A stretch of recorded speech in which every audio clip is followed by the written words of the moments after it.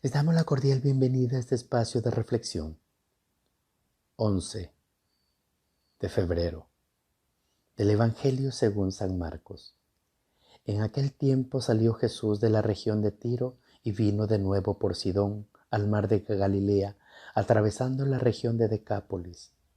Le llevaron entonces a un hombre sordo y tartamudo y le suplicaban que le impusiera las manos.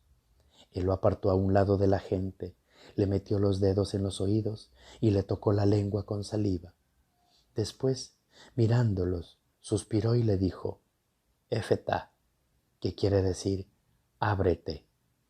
Al momento se le abrieron los oídos y se le soltó la traba de la lengua y empezó a hablar sin dificultad. Él les mandó que no se lo dijeran a nadie, pero cuanto más se los mandaba, ellos con más insistencia lo proclamaban y todos estaban asombrados y decían: ¡Qué bien lo hace todo! Hace oír a los sordos y hablar a los mudos. Palabra del Señor. Gloria a ti, Señor Jesús. Efetá, ábrete.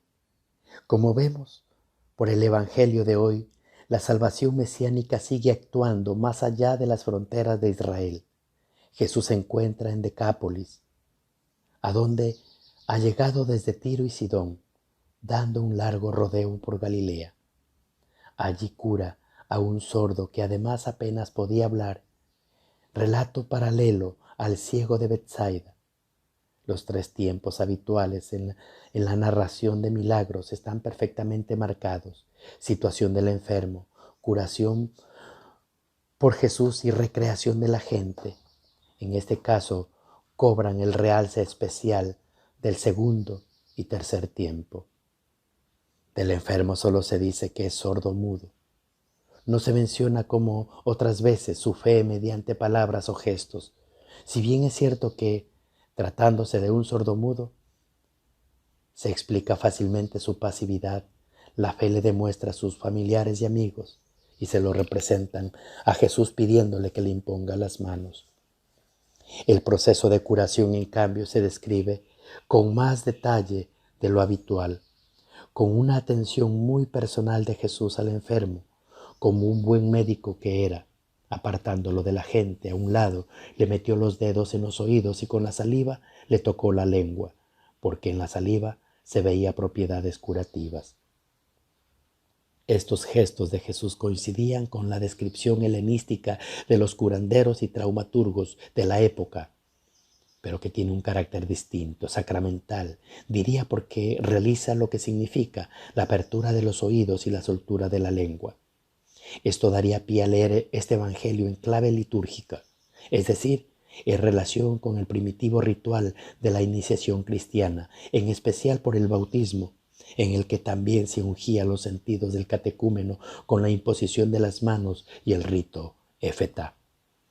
A pesar de su aparatosidad, tales gestos de Jesús estaban exentos de toda intención mágica, pero hemos de ser realistas. Jesús está actuando entre los paganos y para un hombre que no oye ni habla se necesita una lengua táctil, un lenguaje táctil, como el curar a un niño. Si exterioriza tanto es porque no puede limitarse a una simple orden.